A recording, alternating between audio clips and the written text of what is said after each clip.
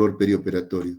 Es el dolor que siente el paciente antes, durante y después de una cirugía, del cual obviamente estamos nosotros los anestesiólogos encargados de manejar y de mitigar, puesto que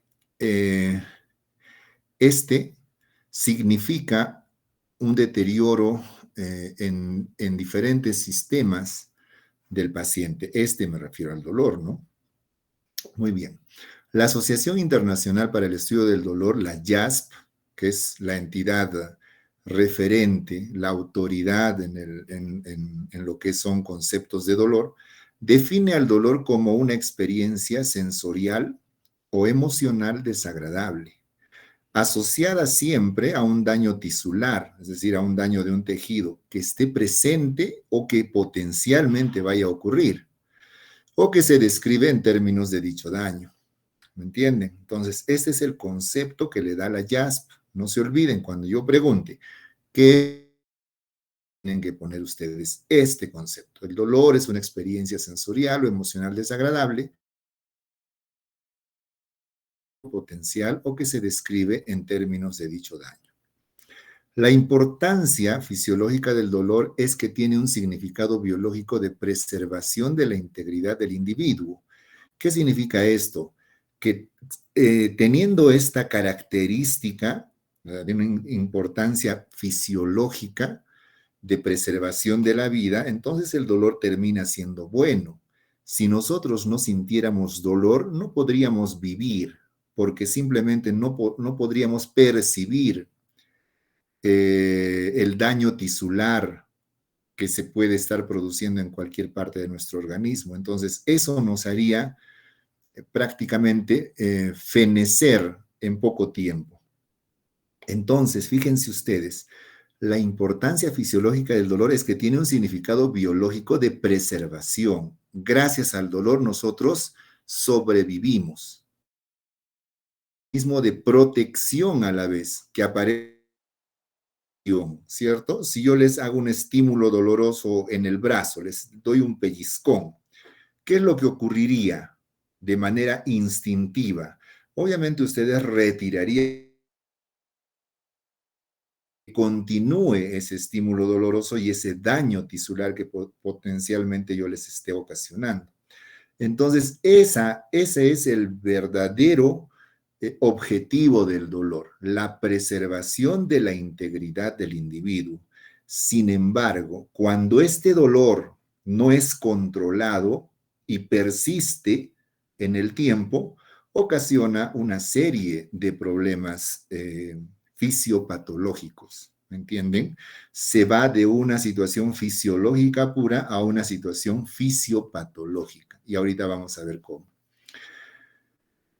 Entonces, en esta diapositiva vemos claramente cómo un estímulo externo, que puede ser mecánico, de diferente índole, térmico, químico, como quieran ustedes, ocasiona a través de los nociceptores un estímulo doloroso que se transduce en un estímulo eléctrico y que a la vez, una vez transmite a través de los nervios periféricos hasta llegar al asta posterior,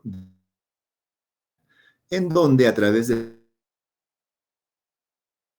por la médula espinal, este trayecto, una modulación de este estímulo para que finalmente se exprese el dolor a nivel de la corteza cerebral, a lo que le vamos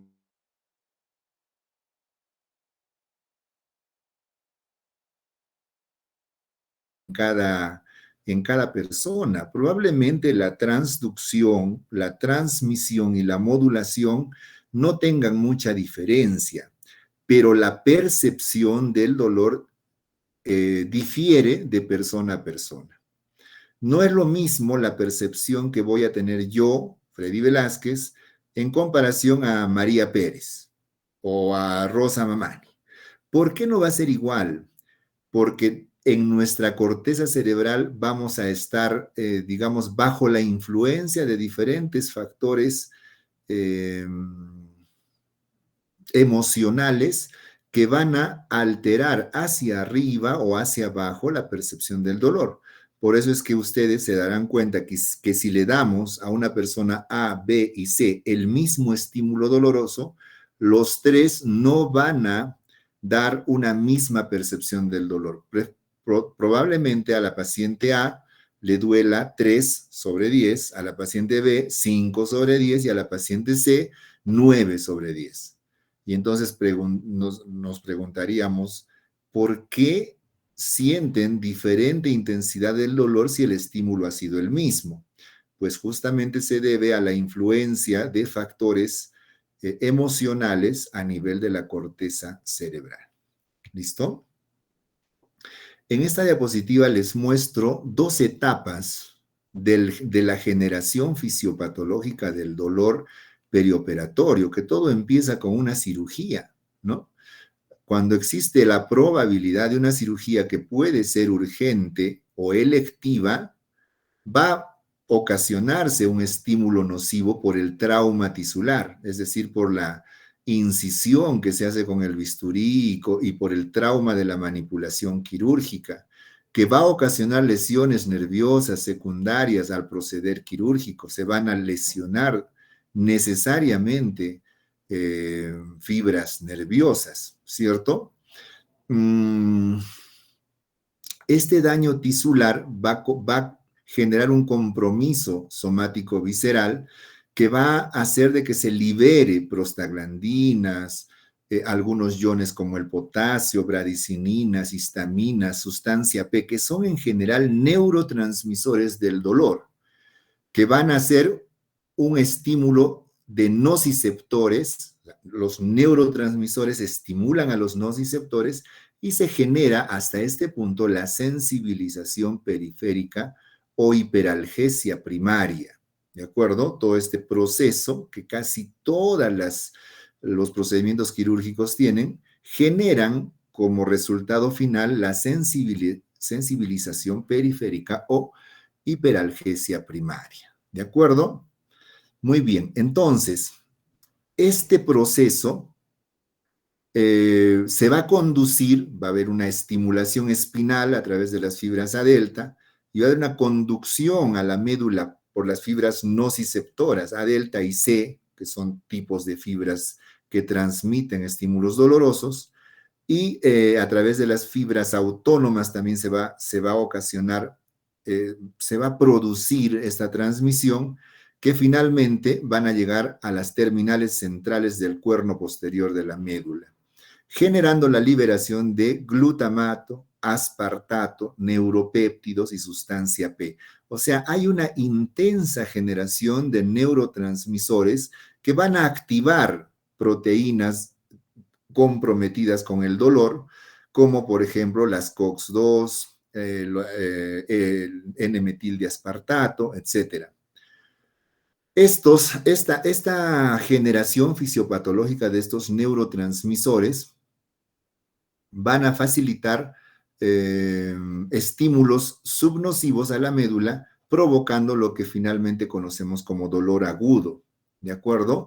Y si esta transmisión nociva, intensa y prolongada continúa, es decir, se sigue dando sin alguna alteración por parte de, o sea, sin el manejo necesario para que se interrumpa todo este proceso, lo que va a ocurrir es una sensibilización central o hiperalgesia secundaria, y en cuyo caso vamos a estar frente ya a un dolor crónico posoperatorio.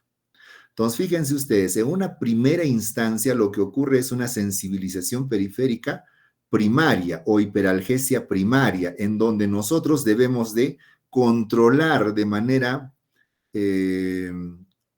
eficiente todo este proceso fisiopatológico, porque si no lo hacemos, el estímulo constante de esta sensibilización periférica va a ocasionar una sensibilización central a lo que se le llama hiperalgesia secundaria, que va a conllevar al paciente a que presente un dolor crónico posoperatorio. Y en cuyo caso, es como que esto ya se hubiese tatuado en el sistema nervioso central y ya no lo podemos borrar fácilmente. Para que se me entienda, estoy utilizando esos términos más fáciles de entender. Entonces ya no vamos a poder controlar esto porque ya esto va a estar como un chip programado en el cerebro. Y obviamente el manejo del dolor crónico postoperatorio es muchísimo más difícil que el manejo del dolor agudo en la sensibilización periférica o hiperalgesia primaria. ¿De acuerdo? Entonces yo les pregunto, ¿en qué momento quieren ustedes que se les trate el dolor? ¿Cuando estamos en una sensibilización periférica o cuando estamos en una sensibilización ya central? Obviamente, una sensibilización periférica es mucho más sencillo tratar el dolor perioperatorio. Ahora, en una sensibilización periférica, fíjense ustedes todo lo que sucede, ¿no es cierto? Ya les he explicado. ¿Qué pasaría si es que antes de que se instale todo este proceso, yo tomo las precauciones necesarias y empiezo a bloquear las estaciones del dolor? ¿Qué va a pasar? Obviamente no se va a dar la liberación de prostaglandinas, bradicininas, histaminas, sustancia P, glutamato, aspartato y todos los neuropéptidos que se liberan. Y si se va a dar con muy poca intensidad. Entonces la percepción y la generación del dolor va a ser mucho menor. Entonces, fíjense ustedes que yo no solamente debo de tratar el dolor agudo, sino debo adelantarme a la generación de todo este proceso fisiopatológico para que cuando se genere sea muy, muy, muy débil, muy lábil, de tal forma que yo lo pueda manejar con más facilidad. ¿Ok? ¿Cuáles son las complicaciones ocasionadas por el dolor? En primer lugar, a ver, vamos a interiorizar, vamos a mentalizar lo que ocurre cuando tenemos dolor. ¿Qué ocurre? Tenemos sufrimiento emocional y físico, ¿sí? Nadie está contento cuando tiene dolor. Entonces el paciente sufre emocionalmente y físicamente. La función respiratoria disminuye, porque obviamente cuando uno tiene dolor, lo que menos quiere es mover el cuerpo porque duele más, sobre todo cuando hay cirugía abdominal superior o cirugía torácica. Entonces respiramos muy, muy suavecito. Hay también efectos cardiovasculares, consumo de oxígeno del miocardio por el estrés que se genera por el dolor. Hay complicaciones gastrointestinales, los intestinos no funcionan, se ocasiona un hilio paralítico porque precisamente lo que trata el organismo es de defenderse de cualquier factor que incremente el dolor y el movimiento peristáltico va a incrementar el dolor, por lo tanto se ocasiona un hilio paralítico. Hay complicaciones urinarias también, puede haber retención urinaria, hay desequilibrio de líquidos y electrolitos, hay hipercoagulabilidad, hay inmunosupresión, fíjense ustedes, el dolor genera inmunosupresión, hiperglicemia, retención de sodio, por lo tanto retención de agua. O sea, ocurren un sinnúmero de fenómenos fisiopatológicos cuyo origen, cuya etiología es estrictamente el dolor no controlado. Entonces, quiero que entiendan bien, por favor, este mensaje de lo importante que significa controlar el dolor perioperatorio y en general el dolor, pero en esta ocasión estamos hablando del dolor perioperatorio. Para que nosotros podamos medir el dolor, obviamente es difícil porque el dolor es un signo subjetivo, ¿sí? Entonces, se han generado una serie de escalas para poder valorar de manera subjetiva la intensidad del dolor. Tenemos la escala visual análoga, que es de 0 a 10. Le decimos al paciente, a ver, si 0 es cero dolor, sin dolor, y 10 es el máximo dolor posible, ¿en qué número está su dolor? Y nos dirá, pues está en 3, está en 5, está en 7, está en 9, ¿no? Y entonces es una forma de aproximarnos a la intensidad del dolor que está sintiendo el paciente. La escala numérica funciona igual, la escala verbal análoga más o menos igual, con ciertas diferencias en la apreciación del dolor, ¿no? Ausencia de dolor, dolor leve, dolor moderado, dolor severo. Es una escala descriptiva en este caso, EVERA, ENA y EVA. Entonces, cualquiera de estas escalas nos va a servir siempre para manejar el dolor. Yo no puedo manejar algo que no puedo medir, entonces tengo que intentar medir. Si yo tengo un paciente con un EVA 5 y aplico la terapia analgésica, pues espero que este 5 disminuya en una segunda evaluación a 4, 3, 2, 1, ¿cierto? Eso me indicará que mi manejo está siendo adecuado. Pero si yo tengo un EVA 5 y en la siguiente evaluación tiene 6, 7, 8, 9 o 10, significará que estoy haciendo las cosas de manera inadecuada. Para eso nos sirve la escala visual análoga. La clasificación del dolor puede ser desde diferentes ángulos. Puede ser desde el punto de la temporalidad, desde el punto de vista de la temporalidad, o sea, del tiempo, en cuyo caso se clasificaría en dolor agudo y dolor crónico. Dolor agudo, estimulación dolorosa por lesión o proceso patológico o funcionamiento anormal del músculo o vísceras. Se le llama también dolor nociceptivo. ¿Listo? En cambio, el dolor crónico es aquel que persiste más allá del tiempo, habitual para una enfermedad aguda o después de un tiempo razonable para que ocurra la curación, lapso de duración o de curación 1 a 6 meses. Puede ser nociceptivo, puede ser neuropático, puede ser mixto. En el caso del dolor agudo, por lo general es nociceptivo. Entonces, los procesos fisiológicos que ya hemos repasado en la segunda diapositiva, que se dan en el dolor agudo nociceptivo, que es el dolor posoperatorio propiamente dicho, se da algunos procesos fisiológicos que son la percepción, la transducción, la transmisión, la modulación y finalmente la percepción. En la segunda diapositiva eso está con la figurita, ¿recuerdan? Listo. El abordaje farmacológico. ¿Cómo vamos a abordar farmacológicamente al dolor? Bueno, vamos a tener que guiarnos por por algunas recomendaciones que nos hace la OMS, que en este caso es la escala analgésica de la OMS, en donde, por ejemplo, el primer escalón, cuando el dolor es leve, de 0 a 3 en la escala visual análoga, se le puede dar analgésicos no opioides, tipo paracetamol, más algunos coadyuvantes para el manejo del dolor, tipo dexametasona, sulfato de magnesio, lidocaína, etc. En el segundo escalón, cuando el dolor es moderado, de 3 a 6 en la escala visual análoga, podemos darle opioides débiles como el tramadol y algunos coadyuvantes como la dexametasona, el sulfato de magnesio, la lidocaína, etc. En el tercer escalón, de 7 a 10, dolor severo, ahí ya le damos opioides potentes, tipo morfina, fentanilo, remifentanilo y coadyuvantes. Siempre con coadyuvantes, fíjense ustedes, porque los coadyuvantes que hemos dicho que eran son un conjunto de fármacos que mejoran la calidad de la analgesia o disminuyen los efectos secundarios de estos fármacos que se usan, ¿no? Y en un cuarto escalón, cuando el dolor es refractario, podemos utilizar algunos procedimientos médicos propiamente de la analgesia, como los bloqueos nerviosos, radiofrecuencia, radioterapia, analgesia con radioisótopos, analgesia espinal más coadyuvantes, etc. ¿De acuerdo? En esta escalera analgésica que nos sugiere la OMS, se ha agregado últimamente un concepto que ya no lo llama escalera analgésica, sino ascensor analgésico. Lo que significa que ya no tengo que pasar sistemáticamente por el escalón 1, escalón 2, escalón 3 y escalón 4. Ya no tengo que ir en ese orden, como una escalera como era antes.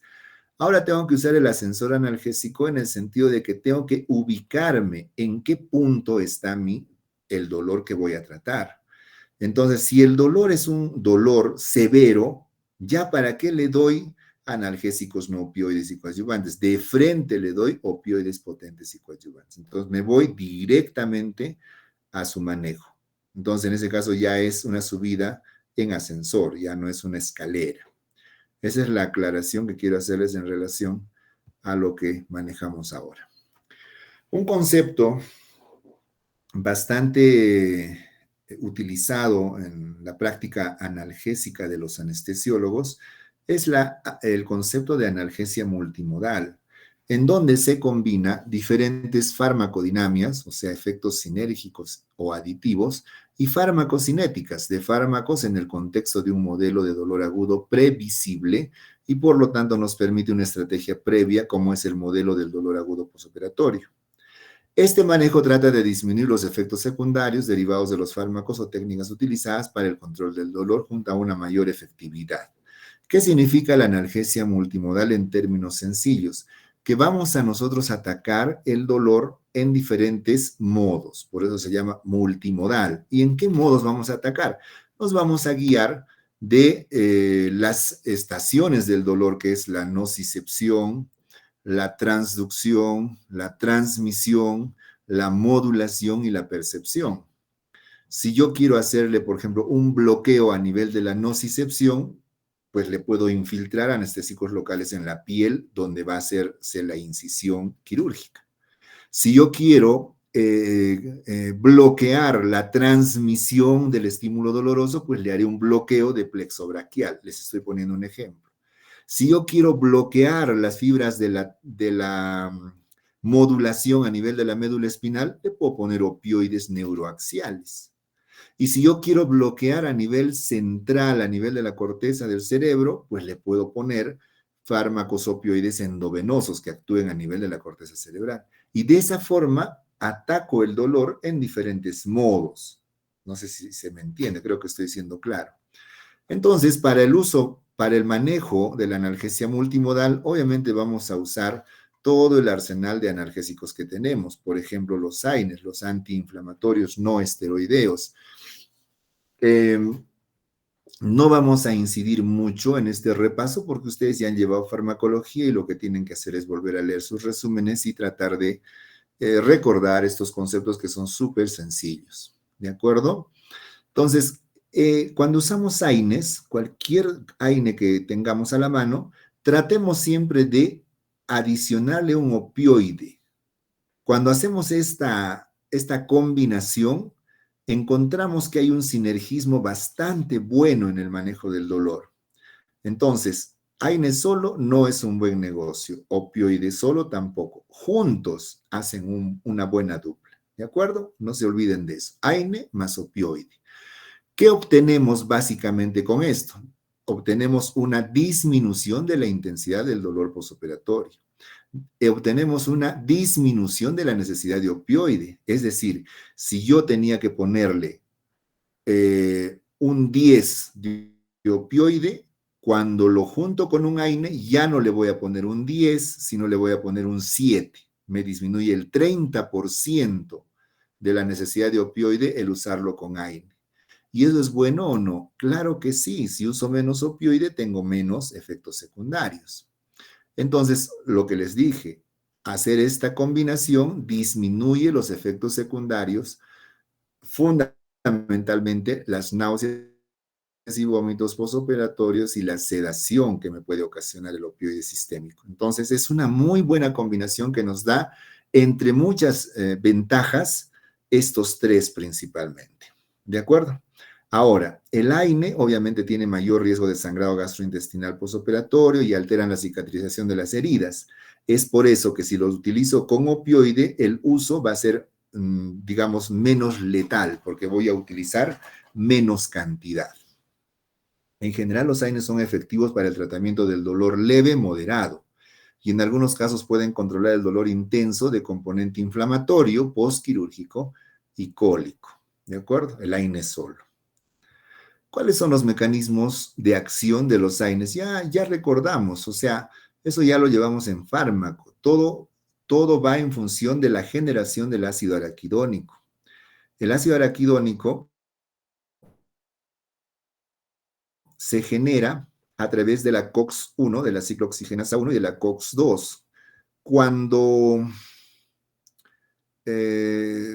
hablamos de la COX-1, hablamos de la generación del ácido araquidónico, pero constitutiva. O sea, ¿qué quiere decir?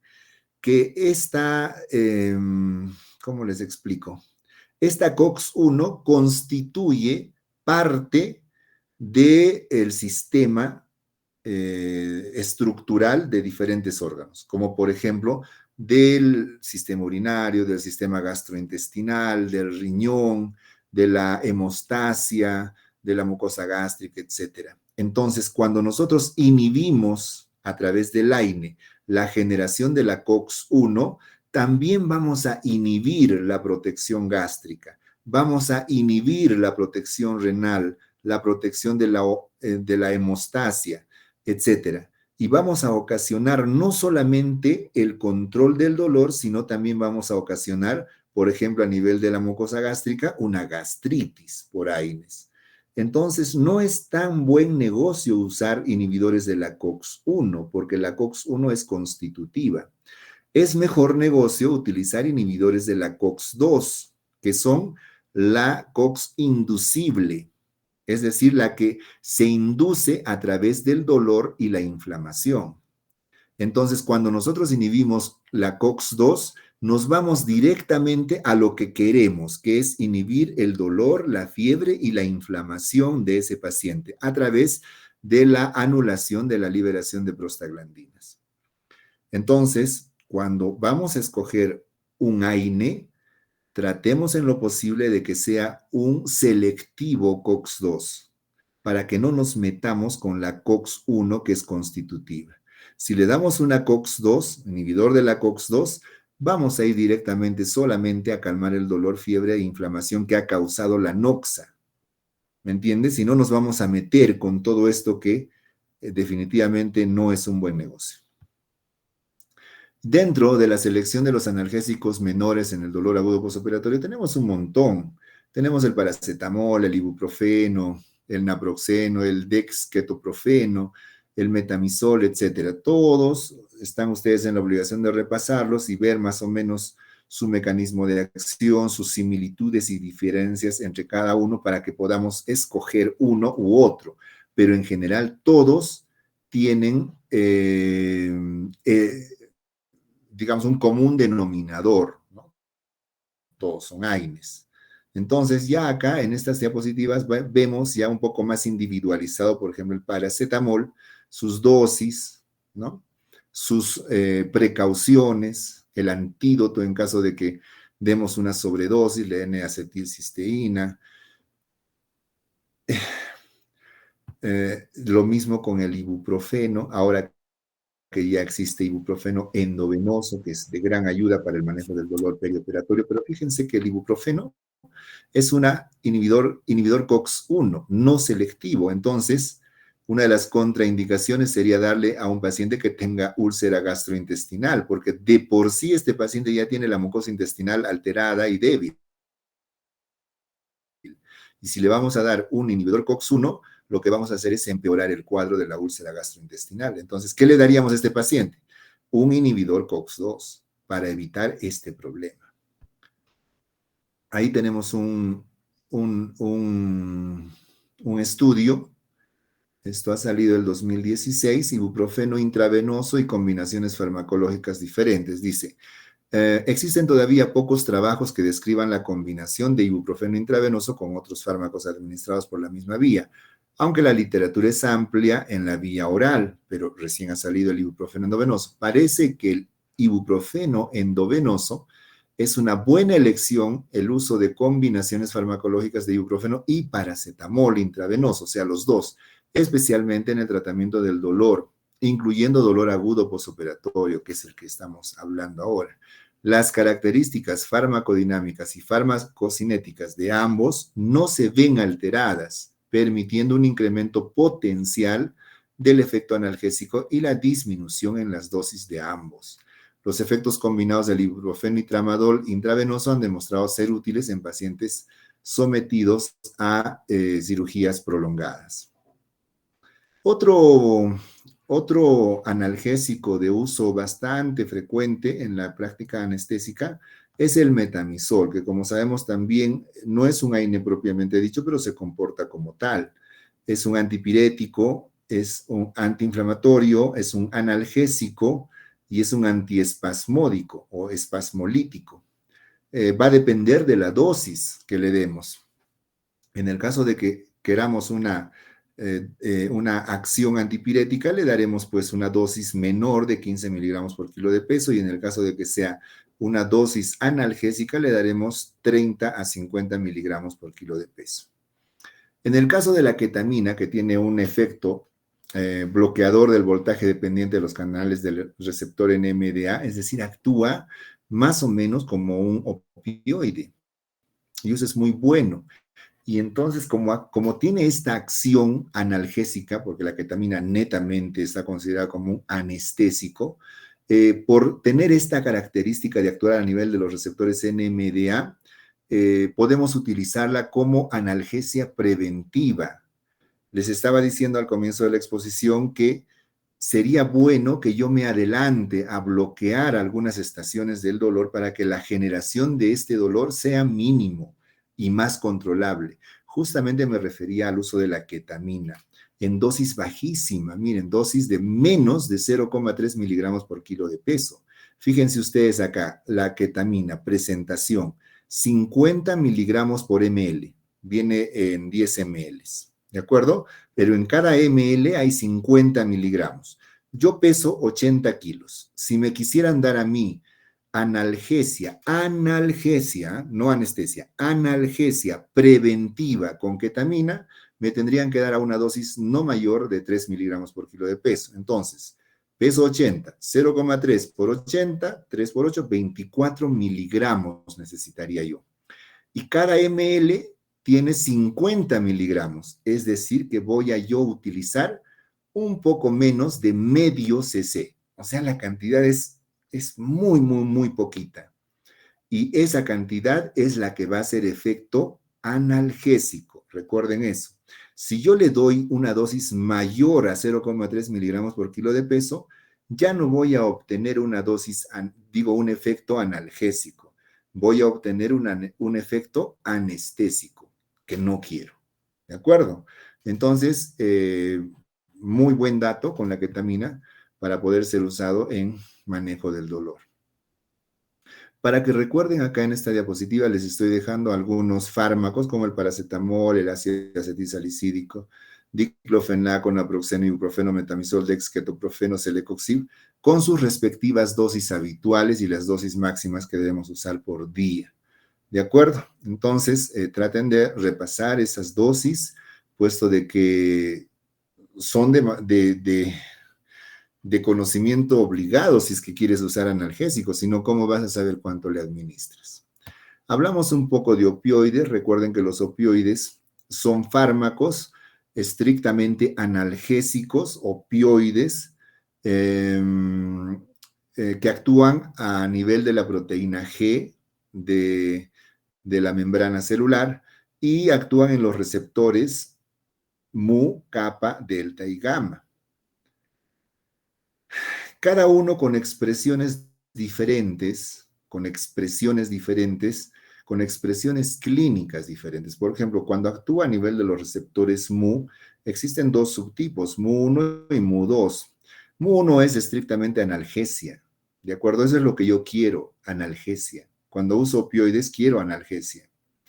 Pero no solamente va a actuar en mu1, va a actuar en mu2, que provoca depresión respiratoria, sedación y dependencia. Pero no solamente va a actuar en mu, va a actuar en kappa, que también me da analgesia espinal, sedación, depresión respiratoria, miosis y tolerancia débil. También va a actuar en los delta, que genera depresión respiratoria, analgesia débil, supraespinal, náuseas, vómitos, prurito, tolerancia, funciones secretoras endocrinas y exocrinas, o sea, diaforesis. Igual en el otro receptor, disforia, alucinaciones, estimulación psicomotriz, vasomotora, respiratoria. O sea, es un ramillete de expresiones clínicas innecesarias. Me llega altamente este tipo de expresión clínica que provoca el opioide. Yo quisiera un opioide que solamente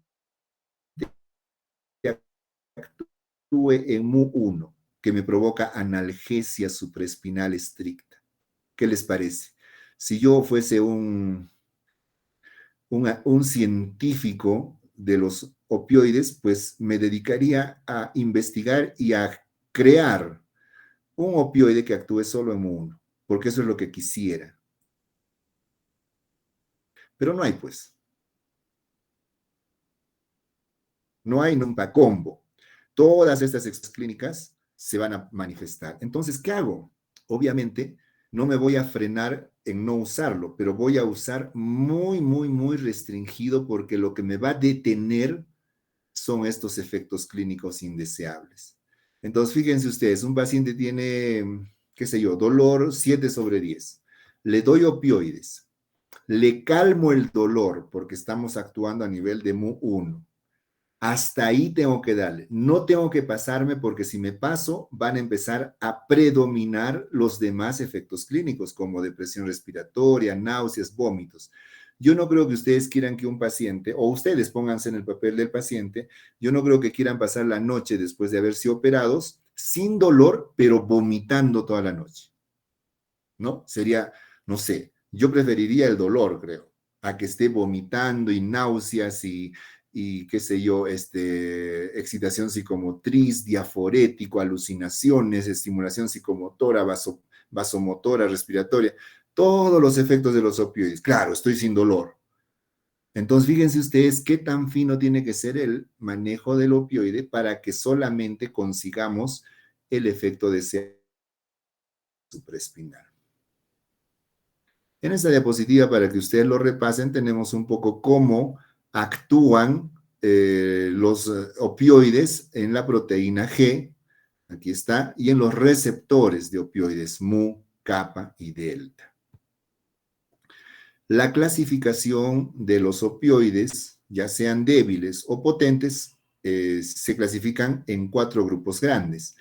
Agonista parcial, buprenorfina. Agonista puro, hidromorfona, fentanilo, metadona, petidina, oxicodona, morfina.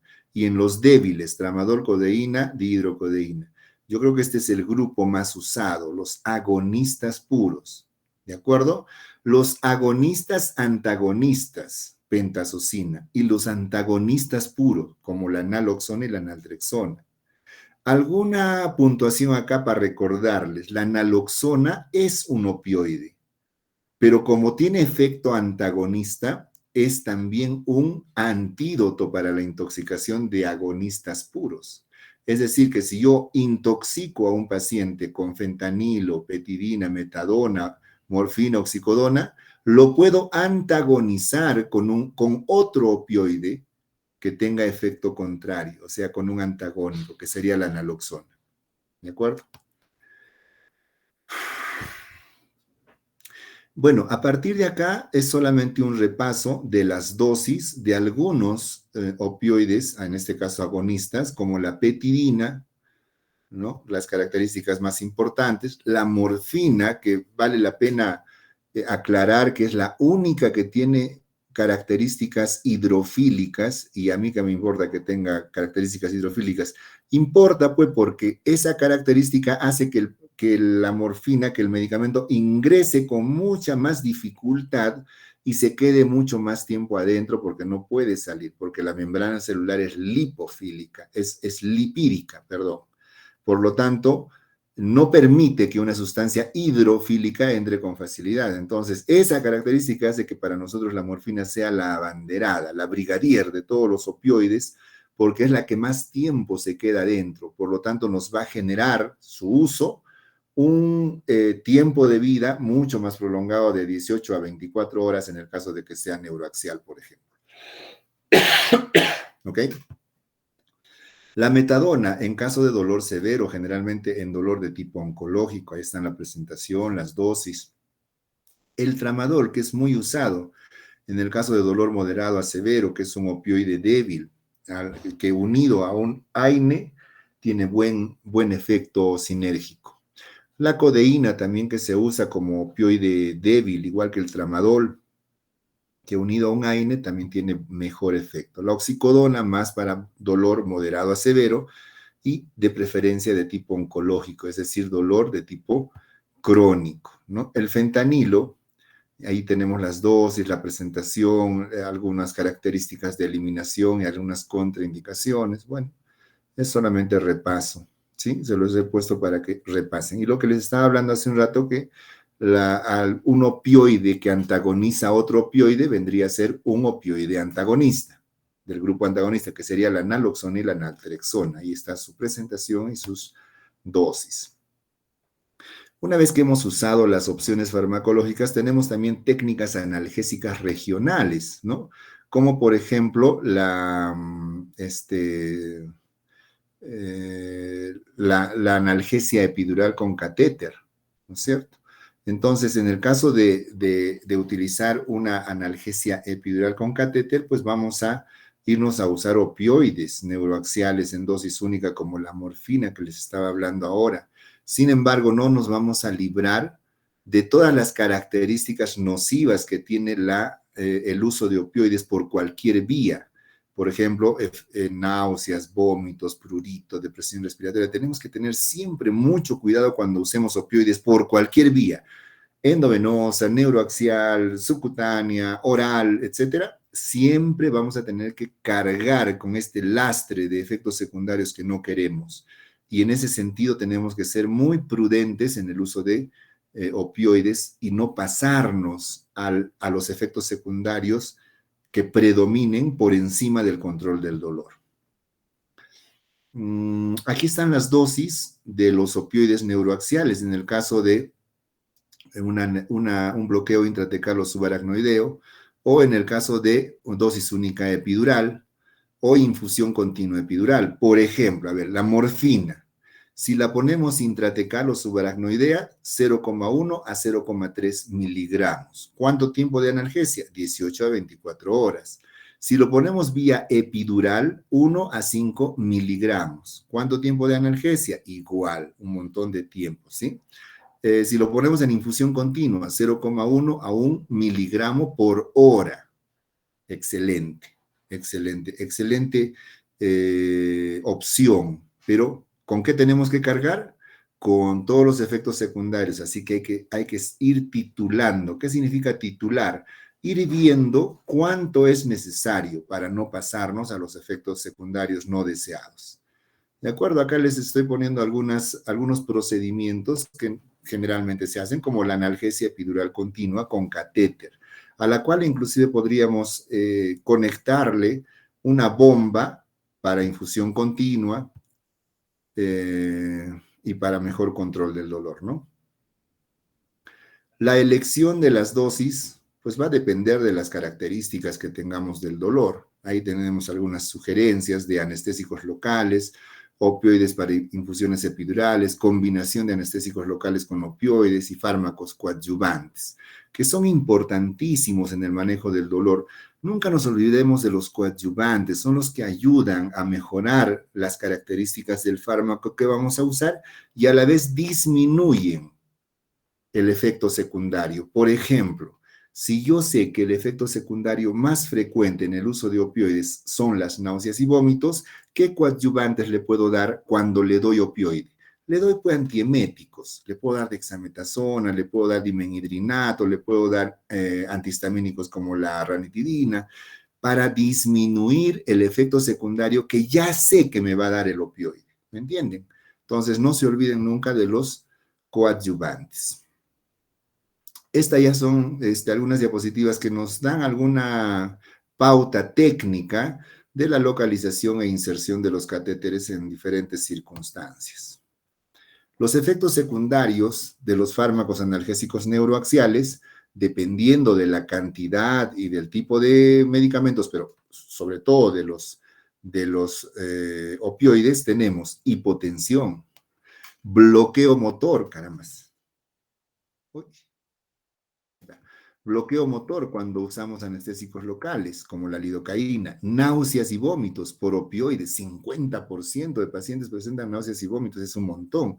Prurito, más común, el 60% presentan prurito. Depresión respiratoria, depende de la dosis obviamente, pero la mayoría presenta. ¿Cuál es el tratamiento?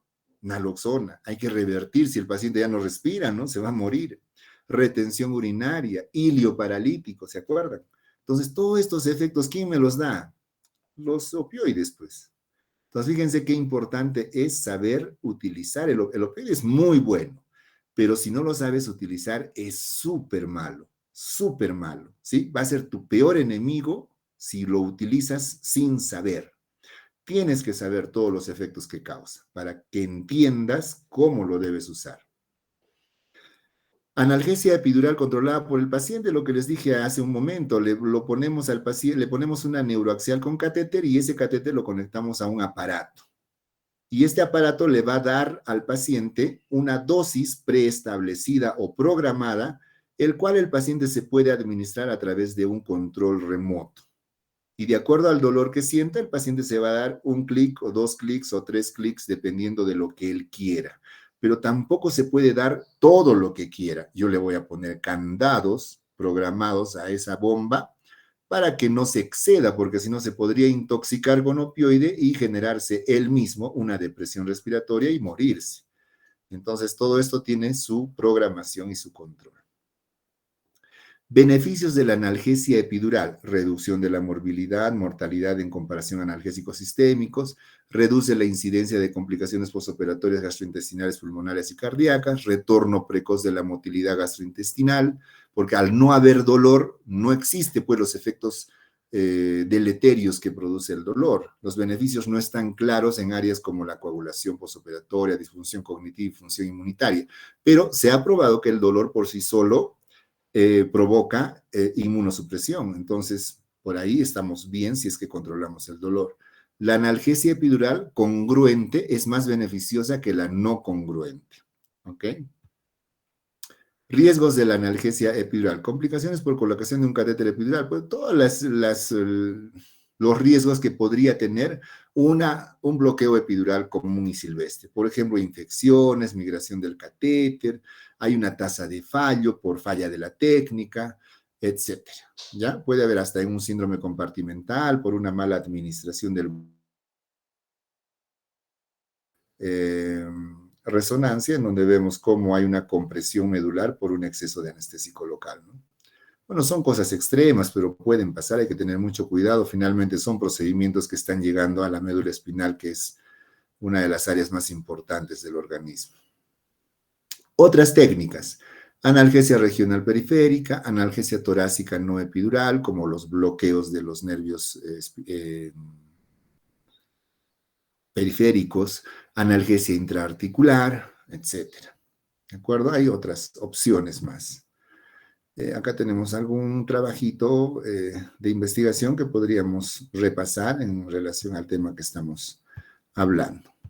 Muy bien, jóvenes. Eso sería todo en relación al manejo del dolor perioperatorio. Como ustedes han visto, he tratado de darles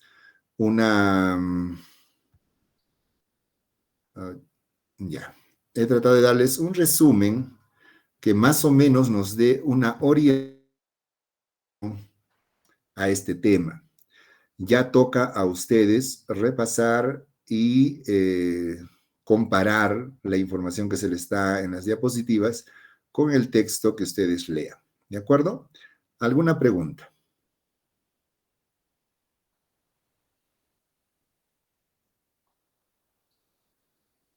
¿Ninguna? Muy bien. Entonces, quedamos hasta acá. El delegado me ha comunicado esta mañana de que debo tomarles una evaluación. Yo pensé que las evaluaciones eran eminentemente potestad del doctor Apaza, pero me explicó de que yo debo de tomar la evaluación de mi parte, de los temas que hemos avanzado, y el doctor Apaza hizo lo propio con su parte, y ambos docentes tenemos que enviar las notas al doctor Vidal. Eso es cierto, ¿verdad, Axel? Sí, doctor. Ya. Entonces, eso me preocupa un poco porque para mí las evaluaciones son un poco tediosas, ¿no? Bueno, igual lo tenemos que hacer, así que depende de ustedes cuándo lo quieren dar, cómo lo quieren dar, y yo estoy dispuesto a ceder en la medida de lo posible a sus exigencias académicas, jóvenes. Sí, doctor. Justamente en el documento que le envié de la ampliación del semestre, también se mencionaba que las actividades académicas se iban a culminar de manera virtual por la situación, ¿no?, que está pasando. Y bueno, también, ¿no?, por los compañeros, que no todos son de Puno, de Juliaca, también son de, de ciertos distritos. Estábamos viendo de la manera de que sea virtual, doctor. Ya, no hay problema. Solamente haciéndoles una pequeña aclaración. La posibilidad de que ustedes den un examen satisfactorio conmigo es presencial. ¿De acuerdo? Quiero que me capten bien la idea. La posibilidad de que a ustedes les vaya bien en una evaluación conmigo es presencial. Pero si ustedes quieren virtual, yo les tomo virtual. ¿Ok? Pero no garantizo de que les vaya bien, porque los exámenes virtuales no reflejan la performance del alumno de manera adecuada. Por lo tanto, yo tengo que ser mucho más estricto y exquisito en el examen que les tome. ¿Me entienden? ¿Me dejo entender? Sí, Entonces, doctor. sin embargo, si ustedes argumentan de que unos son de provincias y otros, qué sé yo, no sé, no pueden caminar o que están bloqueando las piquetes, supongo, no sé a qué se dedican. Entonces ya es cuestión de ustedes. No hay problema, yo no me hago bolas, nadie está obligado a nada. Fecha y lo hacemos de esa forma. Lo otro es que tengo las notas de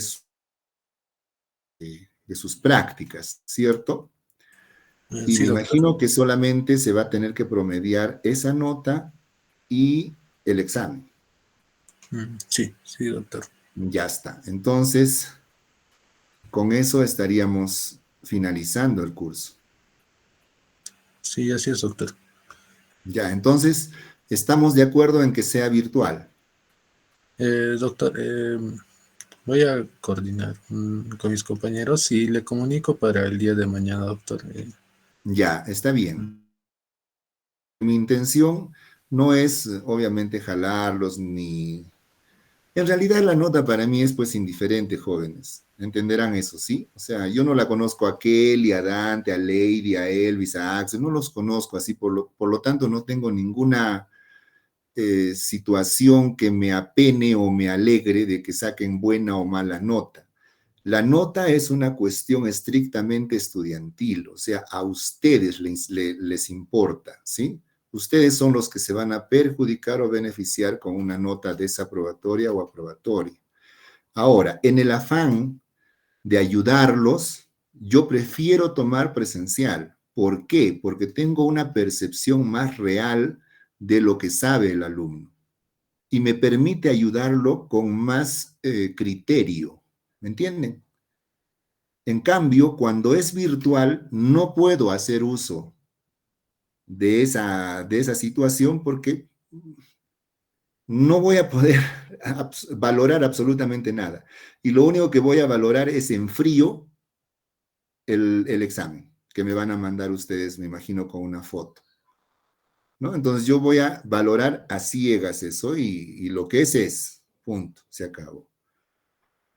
¿De acuerdo? Entonces, por favor, pónganse de acuerdo en eso.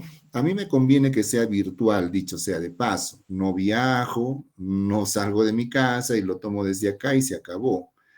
Pero depende de ustedes, les voy a dar esa potestad, ¿de acuerdo?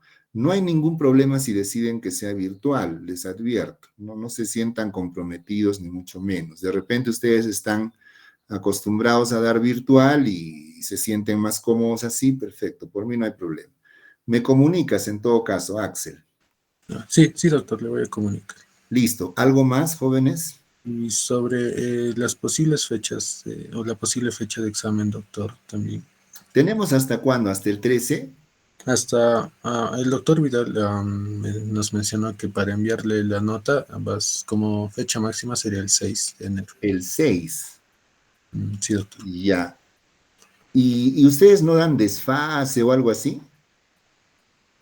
Eh, Los sustitutorios ya no se Sí, dan, doctor. ya no se dan, o sea, ahí muere. Sí, sí, doctor. Ah, su madre, ese es como es ahora o nunca, ¿no? O sea, si se jalaron, se jalaron. Sí, doctor, se podría decir que sí. Ah, ya, ya, bueno, ya pues. Entonces, jóvenes, a ver, si es el 6, ¿cuándo quieren dar? Pues a ver, ustedes díganme. En el caso de que sea presencial, doctor, tal vez bueno, en esa última semana, ¿no? de enero, bueno, sería la primera semana de enero. Ya, ya, mira, yo no tengo ningún problema. Ya, yo estoy viajando mañana pasado, pero vuelvo para una guardia que tengo el 31. Entonces Sí. puede ser pues el 30, puede ser el primer, no, el primero no, pues vamos a estar resaqueados todos, ¿no? El 2, el 3, como probables fechas, ¿les parece? Sí, doctor, podría ser el 3 o el 4 de enero, doctor. Ya, listo. Quedamos en eso. Recomendaciones, jóvenes. Suelo ser muy, ¿cómo les digo? A ver, el curso de anestesiología, siendo un curso de subespecialidad, evidentemente no exige la performance que exige, por ejemplo, medicina interna, pediatría, gineco, que son cursos más generales, ¿me entienden? Que ustedes pienso yo que deberían aprovechar de una manera mucho más profunda, ¿me entienden? Entonces, yo no pretendo evaluarlos a ustedes al punto de querer que me respondan como un residente de anestesio o como un anestesiólogo. Mi evaluación va en el sentido genérico. Yo necesito percibir que el alumno tiene una idea general de la anestesiología, pero una idea general sólida. ¿Me entienden? Entonces, esto significa que yo no voy a tomar ni tomo jamás preguntas rebuscadas, la letra chiquita del libro, qué sé yo, cosas así minuciosas. No. Mis exámenes siempre son preguntas gruesas, genéricas, grandes. ¿Me entienden? Como por ejemplo, ¿qué es dolor? Si yo preguntara eso, a ver, Kelly Melina, ¿me escuchas? Sí, doctor. Ya, si yo pregunto, ¿qué es el dolor? ¿Cómo tendrías que responderme? Lo que dije al principio de la clase, que era Ajá, una que es una, percepción del o sea, dolor a nivel, por daño también a nivel tisular o ya, epitelial. ok, entonces tú me tienes que poner estrictamente el concepto de la YASP, ¿no es cierto?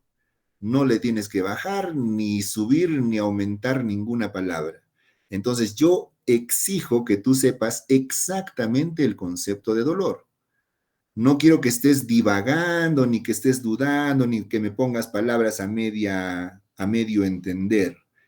Así tomo mis exámenes. Si yo te digo, ¿qué es parada cardíaca? Tienes que saber el concepto de la AJA, exactamente. Y solo así yo voy a valorar esa respuesta como buena. Si está a medias, es cero. Y así hago con todos los conceptos y temas que hemos avanzado. ¿Me entienden? De esa forma evalúo al alumno. No me gusta ponerlos en situaciones de que unas preguntas rebuscadas. No, ¿para qué? Pero sí voy a tratar de ser muy honesto en la calificación y espero que ustedes lo entiendan. ¿De acuerdo? Ok, entonces quedamos en eso, jóvenes. Me avisan, me confirman el día y la hora. Sí, doctor. Algo más, doctor. Tal vez nos podría pasar las diapositivas de los temas que hemos hecho virtualmente, No, doctor. claro, claro, por supuesto que sí. Te los paso a tu WhatsApp y los repartes a tus compañeros. Ok, doctor. ¿Ya? Solo ¿Algo eso. más? Creo que no. Ya, una cosita más, agradeciéndoles de antemano a los alumnos que no sé quiénes son, que se han dignado en invitarme para un congreso de estudiantes en medicina, creo, para febrero. Les agradezco la deferencia que han tenido conmigo.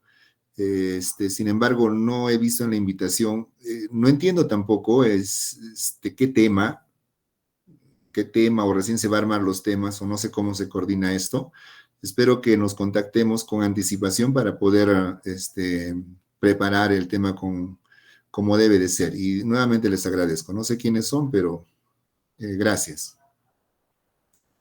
Entonces ya se contactarán conmigo y me dirán cuál es el tema que debo de preparar, para cuándo, no tengo idea. ¿Ok? Sí, sí, doctor. Listo, muchas gracias, jóvenes. Entonces estamos en contacto. Ok, doctor, buenas noches. Ya. Buenas noches, doctor. Buenas noches, doctor. Gracias. Buenas noches, doctor.